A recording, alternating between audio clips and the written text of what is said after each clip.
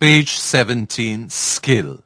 Two camels, a mother and a baby, were lazing around when suddenly the baby camel said, "Mother, mother, can I ask you a few questions?" "Sure. Why, son? Is there something bothering you?" "Why do camels have humps?"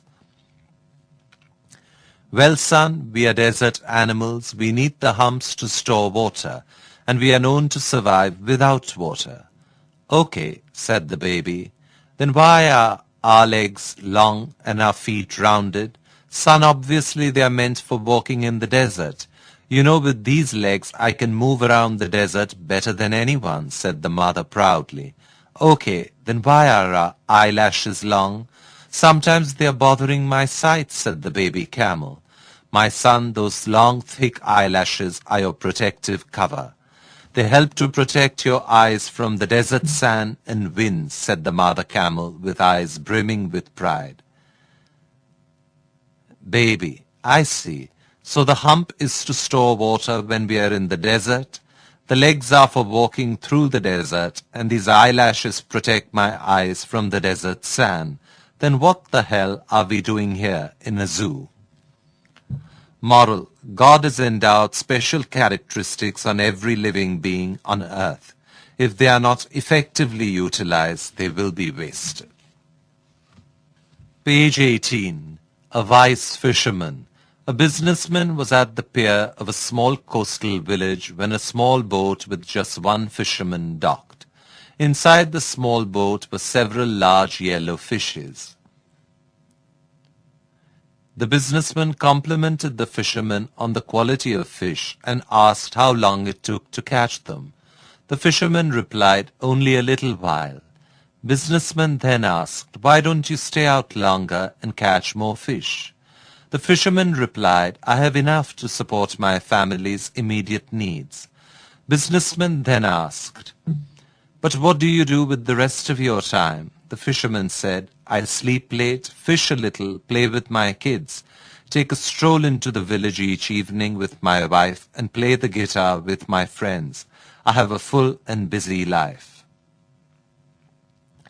Businessman scoffed, "I am a Harvard MBA and could help you. You should spend more time fishing and with the proceeds buy a bigger boat. With proceeds from the bigger boat, you could buy several boats. Eventually, you would have a fleet of fishing boats, and instead of selling your catch to a middleman, you would sell directly to the processor, eventually opening your own cannery. You would control the product processing and distribution. You would need to leave the small coastal fishing village and move to the city, in Los Angeles and eventually New York, where you will run your expanding enterprise." The fisherman asked, "But how long will this all take?" Page 19. A wise fisherman continued. To which a businessman replied, 15 to 20 years, but then what?" Businessman laughed and said, "That's the best part. When the time is right, you would announce an IPO and sell your company's stock to the public and become very rich and make millions." "Millions? Then what?" Businessman said, "Then you would retire to enjoy your life." The fisherman said, "To enjoy life, some people really have to do so much. So sad.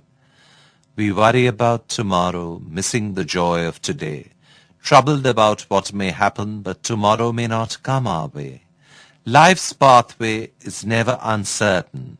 Right now is what's yours and mine. We can love one day at a time." Money can buy a bed but not sleep, books but not brains, food but not appetite, clothes but not beauty, a house but not a home, medicine but not health, luxuries but not culture, amusement but not happiness, a crucifix but not Savior, a church but not heaven. Page 20. The Rat Trap. One day in a poor town thousands of miles away from the nearest city, a rat looked through a crack in the wall to see a farmer and his wife opening a package. What food it might contain. The rat was shocked to discover that it was a rat trap. Retreating to the farmyard, the rat announced the imminent risk. There is a rat trap in the house. The chicken clucked and scratched, raised her head and said, "Excuse me, Mr. Rat. I can tell this is a grave concern for you, but of no consequence to me. I can't be bothered by it. It's not my problem." The rat turned to the cow and told her, "There is a rat trap in the house." "So sorry, Mr. Rat," sympathized the cow, "but there's nothing I can do about it but pray. Be assured that you are in my prayers." The rat then turned to the pig. He said, "A rat trap. I'm in grave danger." Pig replied, "I'm the biggest here. Do I look like I'll be trapped in one?" So the rat returned to the house feeling rejected, as he'll need to face the farmer's rat trap alone. That very night a sound was heard throughout the house, like the sound of a rat trap catching its prey. The farmer's wife rushed to see what was caught. In the darkness she did not see that it was a snake whose tail the trap had caught. The snake bit the farmer's wife. The farmer could not rush her to the hospital as the town had no transportation, and the nearest hospital was a few days' travel. Page 21, the rat trap continued. She returned home with a fever. Now everyone knows you treat a fever with fresh chicken soup, so the farmer took the chicken from the farmyard for the soup's main ingredient.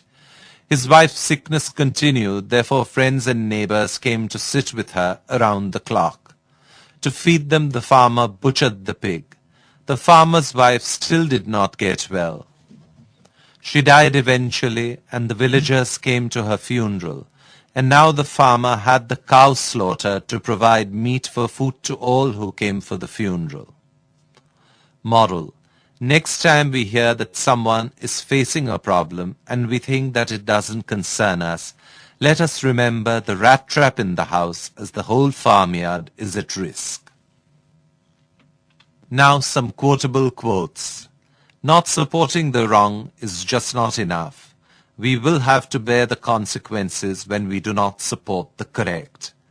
When injustice is happening to our neighbors, and if we can sleep, let us remember we are next. Every coin has two sides. If we are not a part of the solution, then we are part of the problem. Page 22. We can and we will. A poem. If we think we are beaten, we are. If we think we dare not, we don't. If we would like to win, but we think we can't, it's almost a clinch, we won't. If we think we will lose, we are lost. For out in the world we find success begins with the will.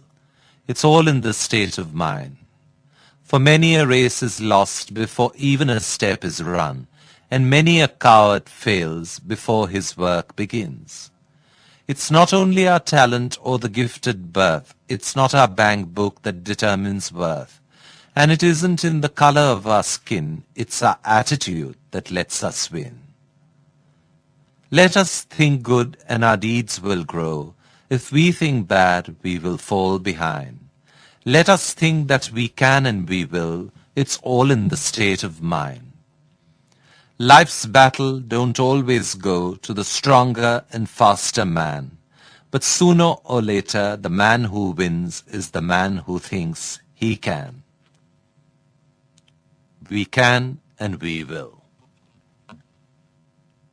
Page 23. Why People Drink and Drive. A poem. I went to a party, Dad. I remembered what you said. You told me not to drink, Dad, so I drank soda instead. I felt really proud inside, Dad, the way you said I would. I didn't drink and drive, Dad, even though the others said I should. I know I did the right thing, Dad. I know you're always right. Now the party's finally ending as everyone drives out of sight. As I got into my car, Dad, I knew I will reach home in one piece, because of the way you raised me, Dad, so responsible and sweet. I started to drive away, Dad, but as I pulled onto the road, the other car didn't see me, Dad, and it hit me like a load. As I lie here on the pavement, I hear the policeman say, "The other guy is drunk, Dad, and now I'm the one who'll pay." Page 24. The poem continued. I'm lying here dying, Dad. I wish you would get here soon. How come this happened to me? My life bursts like a balloon. There's blood all around me, Dad. Most of it is mine. I hear the paramedics say I'll die in a very short time. I just wanted to tell you, Dad, I swear I didn't drink. It was the others. The others didn't think. He didn't know where he was going, Dad. He was probably at the same party as I. The only difference is he drank, and I will die. Why do people drink, Dad? It can ruin your whole life. I'm feeling sharp pains now, Dad, pains just like a knife. The guy who hit me is walking, Dad. I don't think that's fair. I'm lying here dying while all he can do is stare. Page 25, the poem continued. Tell my mom not to cry, Dad. Tell her to be brave. And when I go to heaven, Dad, write Daddy's boy on my grave. Someone should have told him, Dad, not to drink and drive. If only they would have taken time, I would still be alive. My breath is getting shorter, Dad. I'm becoming very scared. Please don't cry for me, Dad, because when I needed you, you were always there. I have one last question, Dad, before I say goodbye. I didn't ever drink, Dad, so why am I to die? This is the end, Dad. I wish I could look into your eyes to say these final words, Dad. I love you and goodbye.